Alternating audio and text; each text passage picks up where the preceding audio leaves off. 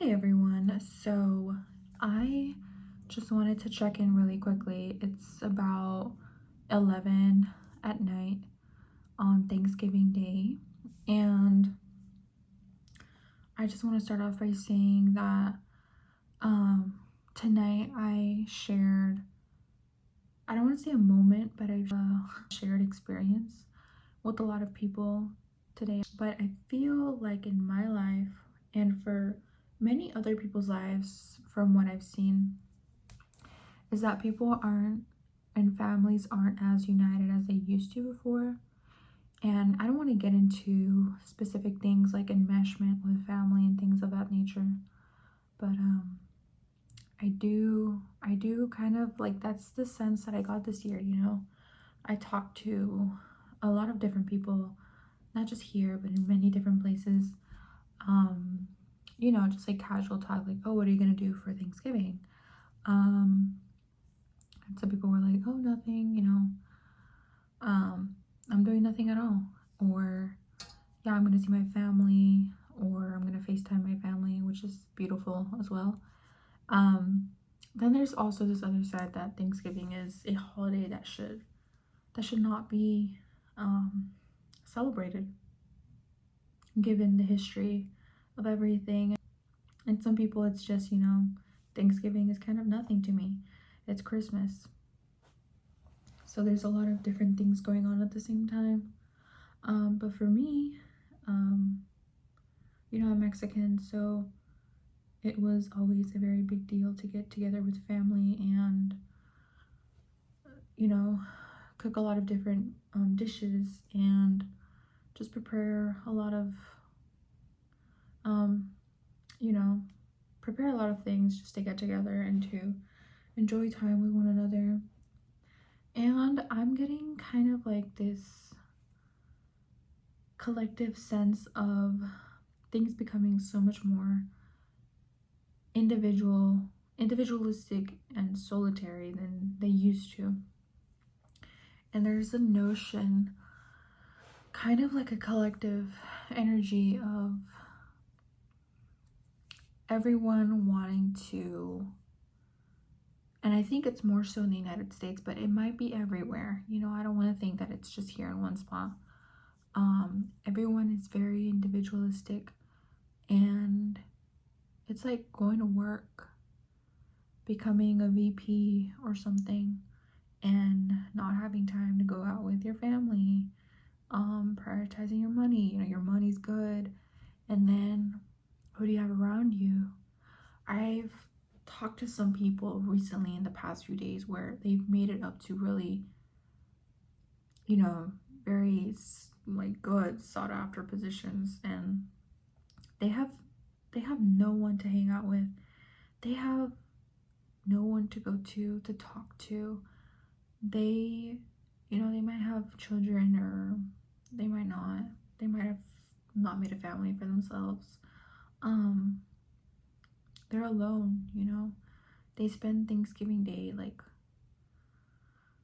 doing just anything to fill their time. And I think, there's already a notion for this. I keep saying notion, but money doesn't buy happiness. And I feel like in the United States, we're always trying to go for the next big thing. And we're all kind of like in this rat race, or making it out of the rat race, becoming your own business owner. Things of this nature. But excuse me. Also wanted to get into the topic of having no friends. So I am someone who has no friends, and I have a lot of acquaintances. So people that you meet briefly, you say hey, bye, you share maybe like a smidge of your life, or like maybe what you did over the weekend. And so I have connections like that. And I will admit that I enjoy having acquaintances only. If I have a friend come into my life, then that's amazing and that's great. I've had really good friends before. there wasn't like any like tragic fallouts. I just noticed that, I don't know, we just tend to drift away. And you know, one person goes here, one person goes there, and things just become difficult to keep up with, to try to see one another.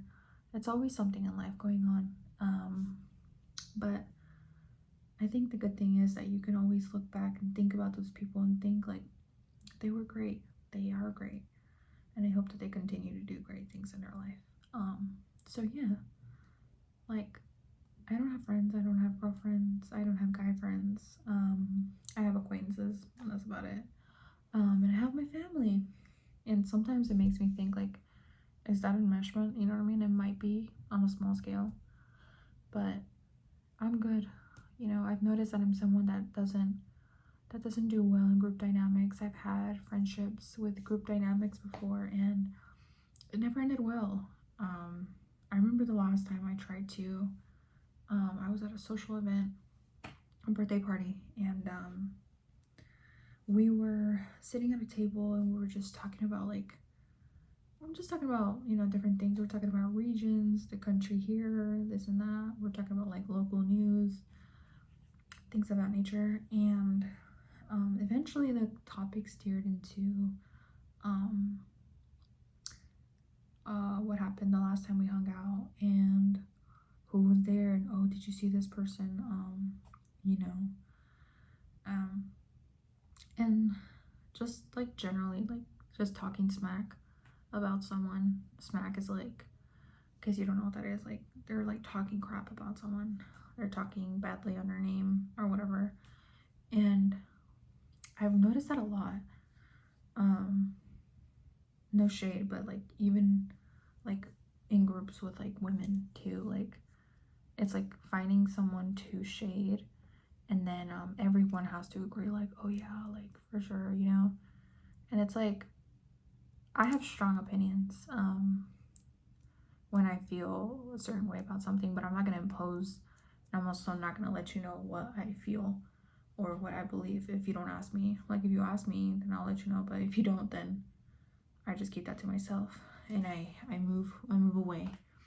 But I don't like when people are talking behind someone else's back, you know, and then you're just like very good friends with them. Or I don't like being with a group of people, meeting new people, being very cordial and being very like, oh, like, you know, I like that person, like that's cool, and then we turn around and they immediately like talk shit.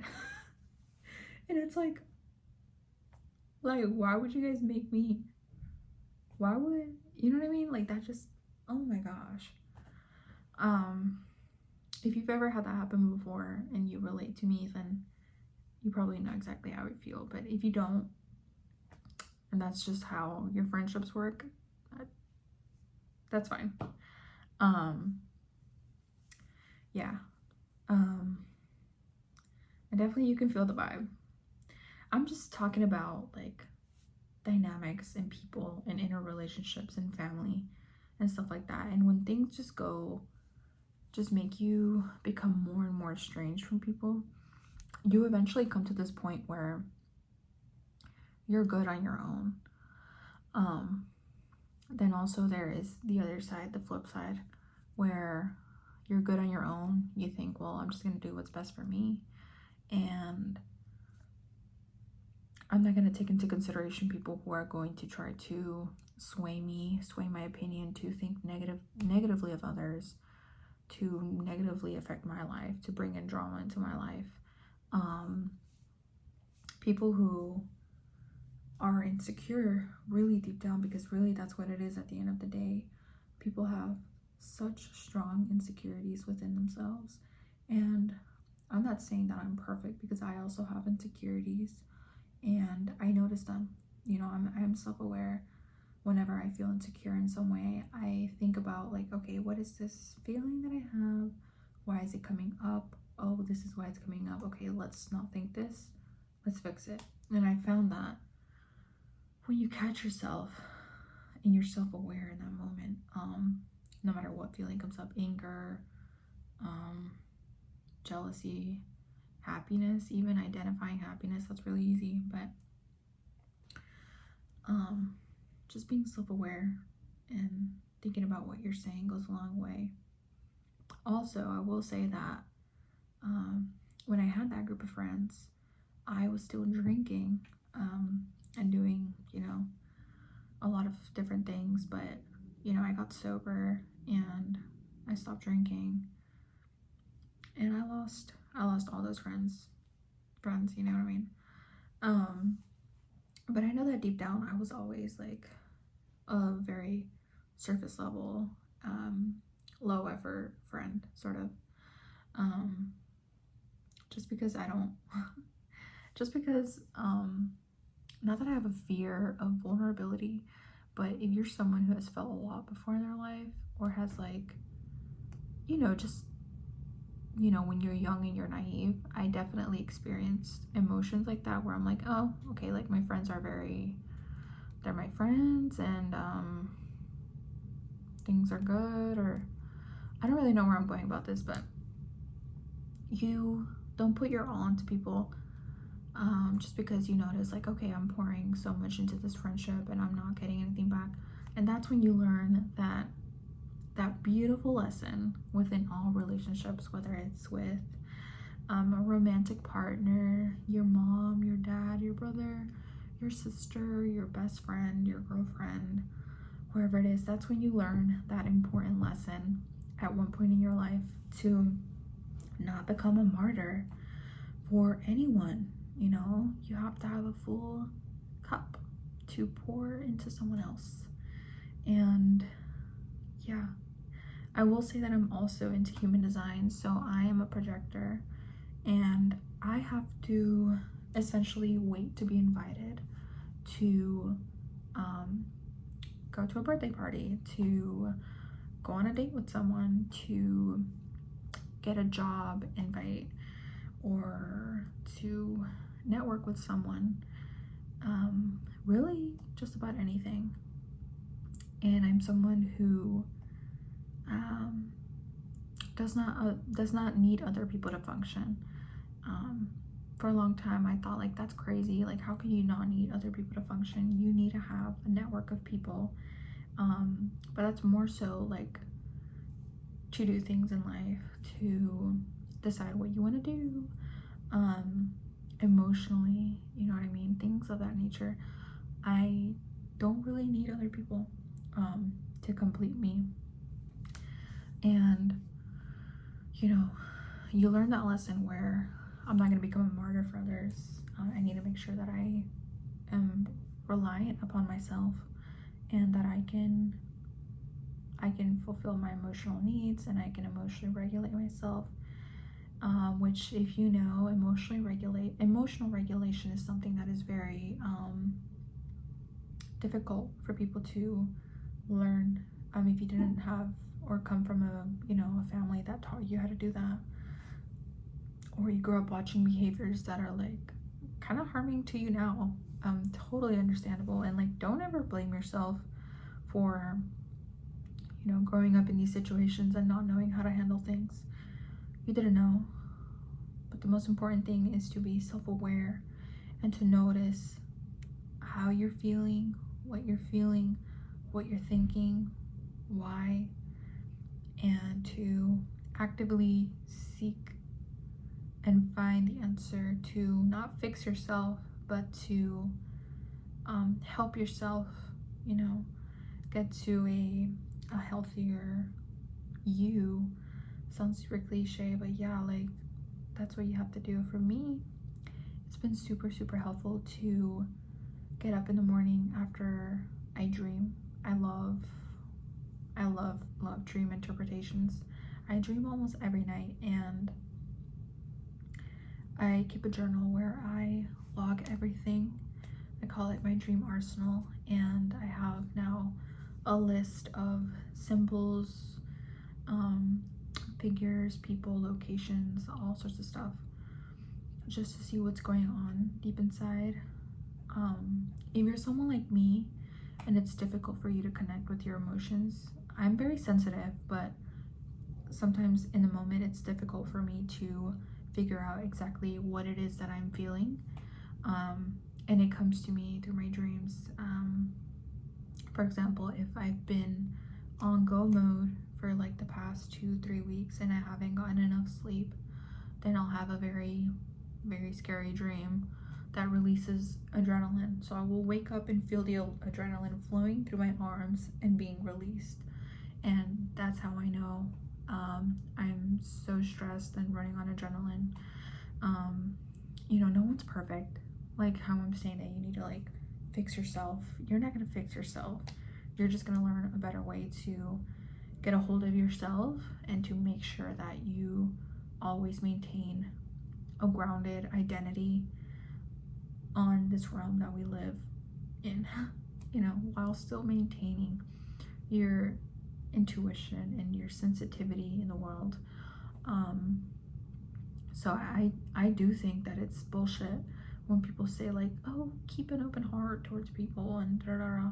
Like, for sure, like, yeah, like, you know, like, give people the benefit of the doubt when you meet them, but like also like, you don't know what they've done in life, they don't know what I've done in life, vice versa, you know, same shit, everything's relative.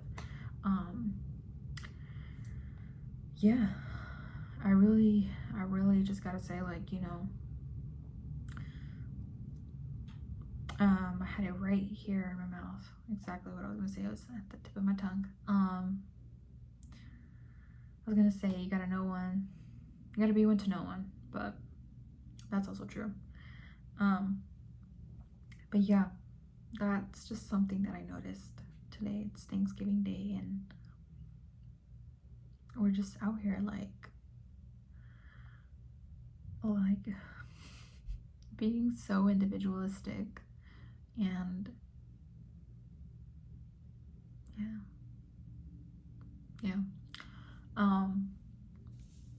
So I don't know if other people feel the way I do. For a long time I thought like, girl, like, why don't you like have friends or whatever. Also, it's just difficult to make friends once you're getting older. You have to find people that, you know, share similar interests and things of that nature, and honestly that's a really good way to go. What I do find interesting, and I might keep for a different video, is keeping distance from people and developing yourself, and also noticing that there's always a certain archetype of person that comes into your life. I've heard a lot of women say that I talk to, I'm not just speaking dating wise, I'm speaking friend wise and romantic wise, if you do that. I've had a lot of women tell me like, you know, every guy I date, it's like the same soul, different body, same soul, different body. And that specifically says a lot about where you're at in life and what it is that you're learning in life, why that archetype keeps showing up.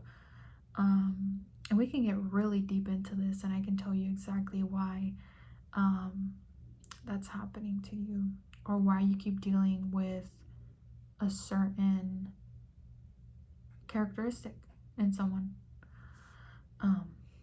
But we'll get into that later. This video is already really long. It's like 20 minutes long. So yeah, I just wanted to hop on and, you know, just talk a little bit to people who might be feeling alone, who, you know, probably they have really great families and they are very united at this moment. That is beautiful.